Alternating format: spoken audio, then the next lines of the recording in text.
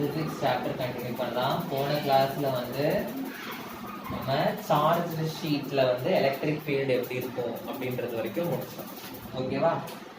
இப்போ ஒரே ஒரு சார்ஜ் ஷீட்டுக்கு மட்டும் நம்ம போன கிளாஸ்ல முடிச்சோம். கரெக்டா? ஸோ இன்னைக்கு வந்து சப்போஸ் ரெண்டு சார்ஜ் ஷீட் இருக்குதுன்னா எழுதிக்கோங்க. Electric field due to two parallel charged sheets. Electric field due to two parallel charged sheets. Okay, so இப்படி வந்து ஒரு charged sheet இருக்கு and இன்னொரு charged sheet.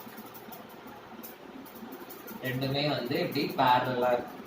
Okay, so இது வந்து positively charged,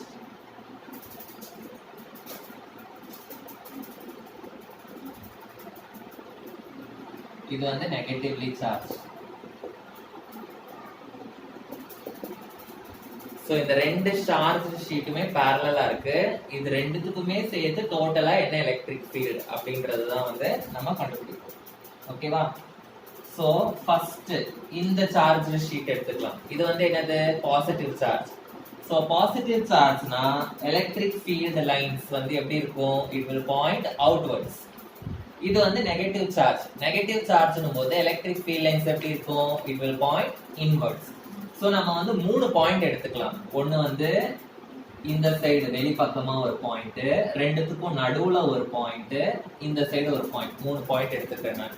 ஓகே, இந்த பாயிண்ட வந்து P1, இந்த பாயிண்ட் வந்து P2, இந்த பாயிண்ட் வந்து P3 அப்படின்னு எடுத்துக்கிறேன். சோ ஃபர்ஸ்ட் P1ன்ற பாயிண்ட்ல இது வந்து சார்ஜ் ஷீட் 1 அப்படின்னு வச்சுக்கிறேன். இது வந்து சார்ஜ் ஷீட் 2 அப்படின்னு வச்சுக்கிறேன் நான். புரியுதா? ஷீட்டோட சார்ஜ் டென்சிட்டி எந்த சிம்பிள் யூஸ் பண்ணுவோம்? ஷீட்டோட சார்ஜ் டென்சிட்டி வந்து சிக்மா யூஸ் பண்ணுவோம். ஓகே, சோ இந்த ஷீட்டோட சார்ஜ் டென்சிட்டி வந்து சிக்மா, இந்த ஷீட்டோட சார்ஜ் டென்சிட்டியும் சிக்மா. ஆனா இது பாசிட்டிவ் சார்ஜ்ன்றதுனால நான் பிளஸ் சிக்மான்னு எடுத்துக்கிறேன், இது நெகட்டிவ் சார்ஜ்ன்றதுனால நான் மைனஸ் சிக்மான்னு எடுத்துக்கிறேன். ஓகே, இப்போ இந்த மூணு பாயிண்ட்லயும் எனக்கு எலக்ட்ரிக் ஃபீல்ட் வந்து என்ன டைரக்ஷன்ல இருக்கும் அப்படின்னு சொல்லிட்டு ஃபர்ஸ்ட் ஷீட்னால இந்த பாயிண்ட்ல எலக்ட்ரிக் ஃபீல்ட் எப்படி இருக்கும்? எலக்ட்ரிக் ஃபீல்ட் வந்து இந்த டைரக்ஷன்ல இருக்கும். Electric field due to the first sheet.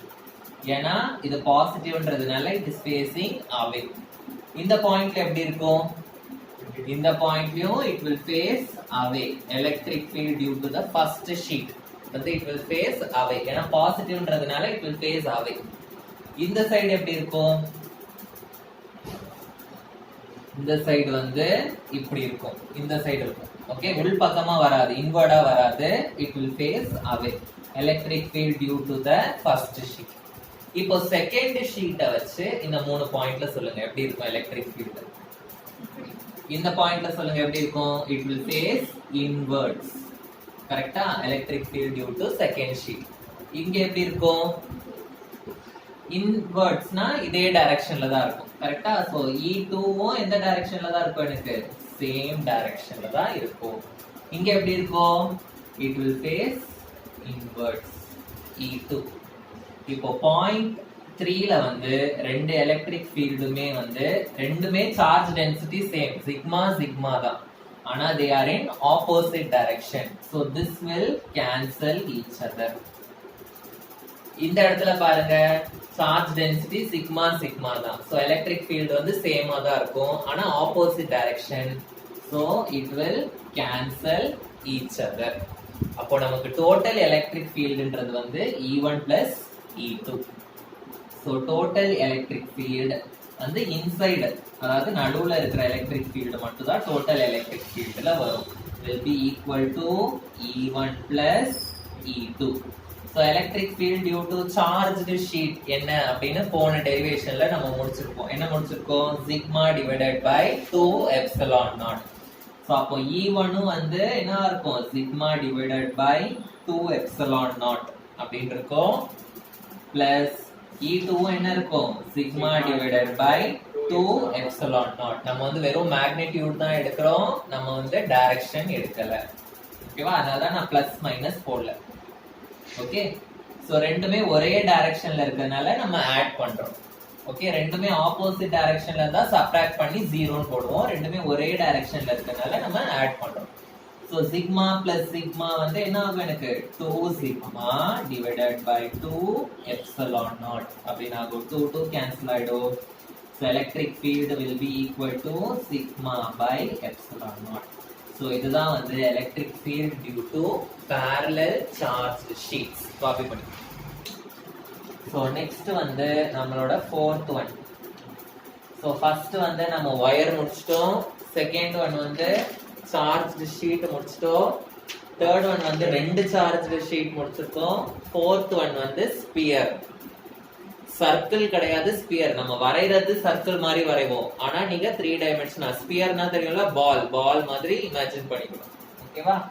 So எழுதிக்கோங்க. எலக்ட்ரிக் ஃபீல்ட்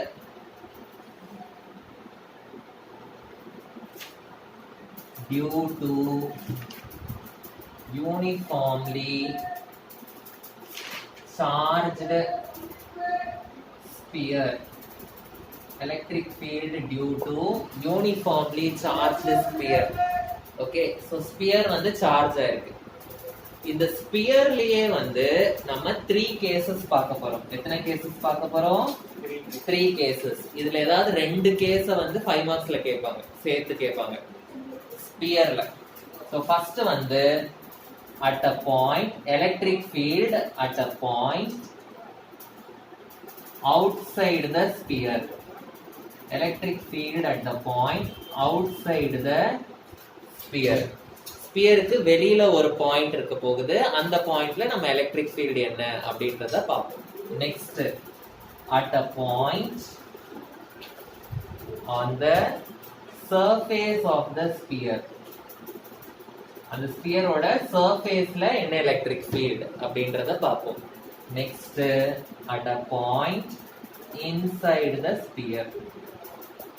புரியுதா? ஸ்பியர்லயே எத்தனை கேसेस இருக்கு? 3 கேसेस இருக்கு. மூணுமே வந்து ஏதாவது 2 வந்து 5 மார்க்ஸ்ல கேட்டா கேட்பாங்க.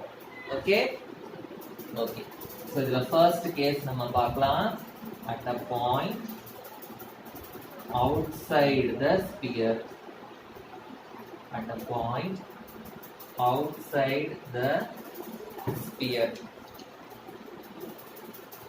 So first நான் எடுத்துக்கிற ஸ்பியர்ல வந்து என்னென்னலாம் அதோட இது அப்படின்றத பார்த்துக்கலாம். நான் எடுத்துக்கிற ஸ்பியரோட ரேடியஸ் வந்து கேபிட்டல் R அப்படின்னு வச்சுக்கிறேன். ஓகே, அந்த ஸ்பியர்ல இருக்கிற டோட்டல் சார்ஜ் இந்த ஸ்பியர் வந்து நான் கேபிட்டல் Q அப்படின்னு வச்சுக்கிறேன். ரேடியஸ் என்னது? R, டோட்டல் சார்ஜ் வந்து Q. இப்போ நம்ம ஒரு பாயிண்ட வந்து அந்த ஸ்பியருக்கு அவுட் சைட்ல கனெக்ட் பண்ண போறோம். ஓகே, சோ இது வந்து என்னோட ஸ்பியர். இந்த ஸ்பியரோட சென்டரை வந்து நான் வந்து இப்படி மார்க் பண்ணிக்கிறேன். ரேடியஸ் என்ன சொன்னேன்? R. சோ இந்த ரேடியஸ் வந்து கேபிட்டல் R. இந்த ஸ்பியரோட டோட்டல் சார்ஜ் வந்து Q. இப்போ நான் வந்து ஒரு பாயிண்ட் P வந்து நான் இங்க கன்சிடர் பண்ணிக்கிறேன். இந்த பாயிண்ட் வந்து it is outside the sphere. நம்ம எப்பவுமே எலக்ட்ரிக் ஃபீல்ட் கண்டுபிடிக்கணும்னா என்ன பண்ணணும்? ஒரு காசியன் சர்ஃபேஸ், இமேஜினரி சர்ஃபேஸ வந்து நம்ம கன்சிடர் பண்ணணும். கரெக்டா? வயருக்கு வந்து நம்ம சிலிண்டர் மாதிரி ஒரு சர்ஃபேஸ் கன்சிடர் பண்ணோம். ஷீட்டுக்கு வந்து என்ன பண்ணோம்? நம்ம சிலிண்டர் மாதிரி ஒன்னு கன்சிடர் பண்ணோம். ஓகேவா? இதுக்கு வந்து நம்ம எப்பவுமே கன்சிடர் பண்ணல. இது ஈஸியா வந்து நம்ம ஆல்ரெடி ஷீட்டுக்கு கண்டுபிடிச்சதுனால அதை அப்படியே யூஸ் பண்ணிக்கிட்டோம்.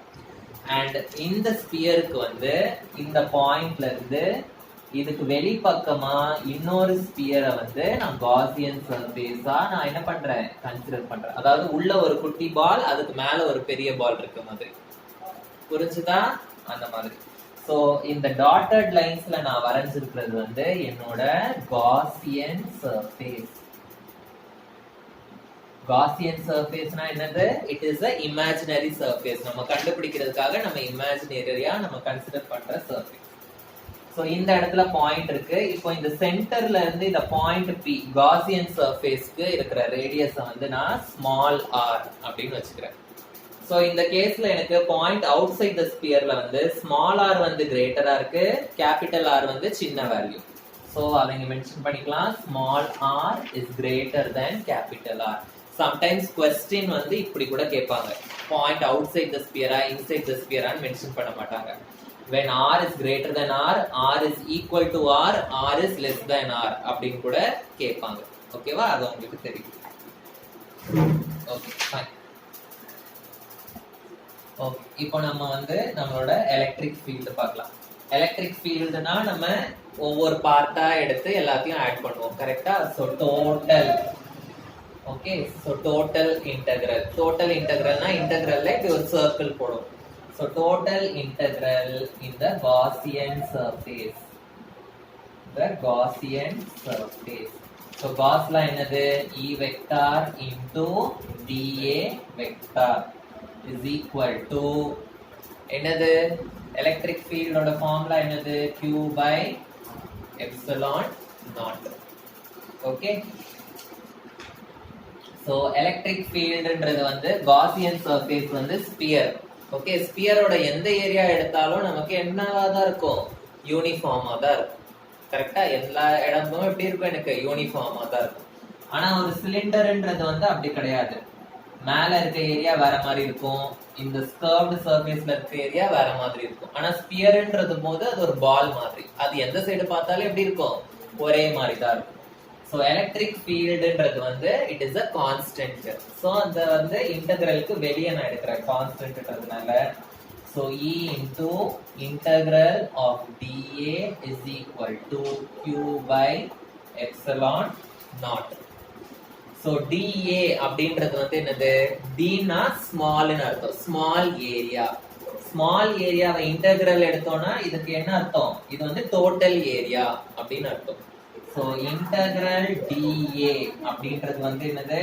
Total area. எதோட டோட்டல் ஏரியா? நான் எடுத்திருக்க Gaussian surface ஓட total area. Total area of the Gaussian surface.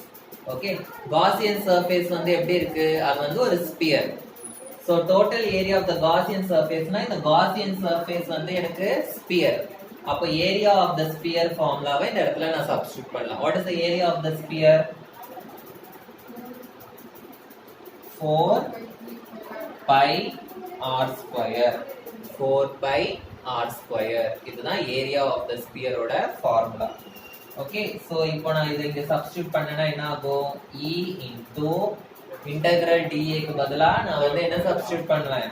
4 pi r square is equal to Q by epsilon naught. So எனக்கு என்ன தேவை? E தான் வந்து எனக்கு தேவை. So E என்ன இருக்கு? E is equal to 1 by 4 pi epsilon naught அப்படின்னு வரும் into Q by r square. புரிஞ்சுதா?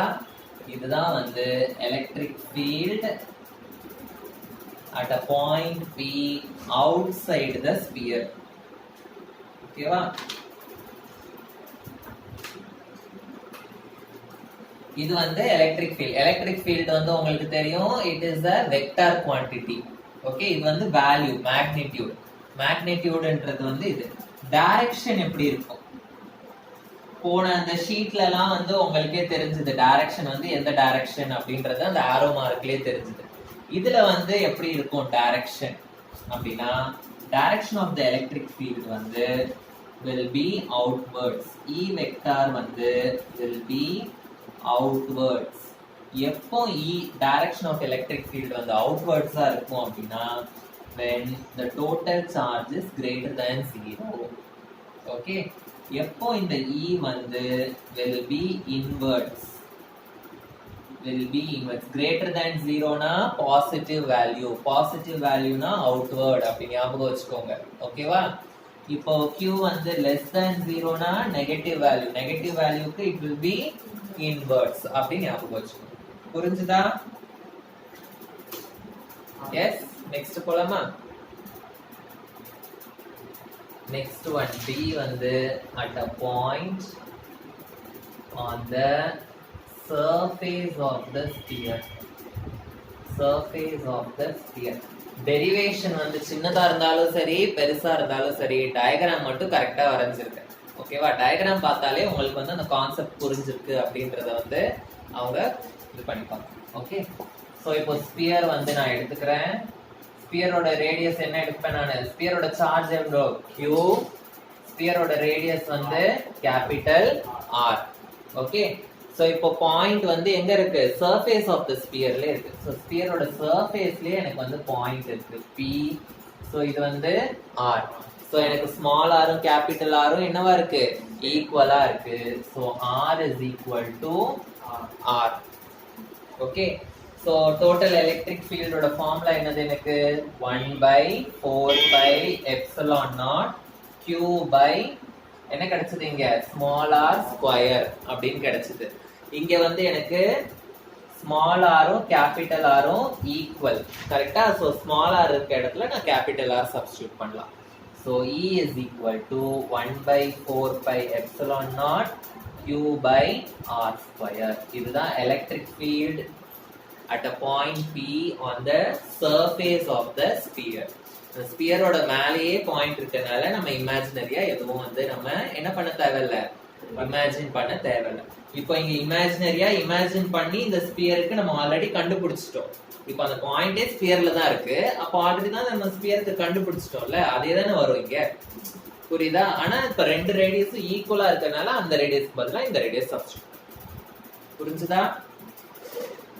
ஆனா அந்த பாயிண்ட் மேல இருக்கும்போது இந்த ரேடியஸ் கூட எக்ஸ்ட்ரா என்ன ரேடியஸோ அதுவும் நம்ம இன்க்ளூட் பண்ணணும். அதனால ஸ்மால் ஆர் மட்டும் இங்க போடும். புரியுதா உங்களுக்கு? Next, at a point inside the sphere. At a point inside the sphere. So இது வந்து என்னோட ஸ்பியர்.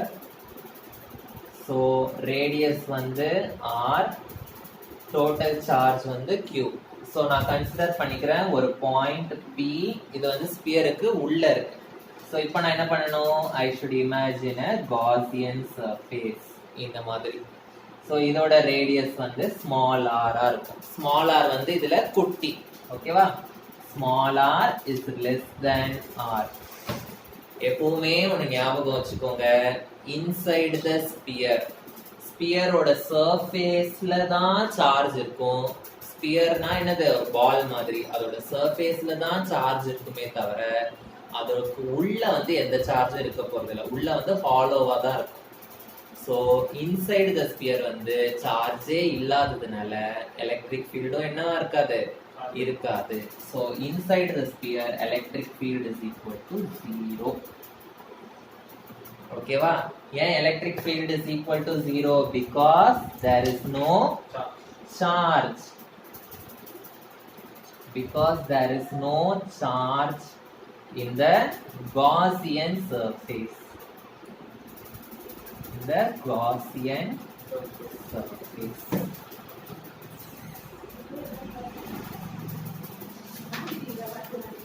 Okay, so இதோட நம்ம இன்னைக்கு பிசிக்ஸ் கிளாஸ் வந்து முடிக்கிறோம். ரிமைனிங் திங்ஸ் வந்து we will continue the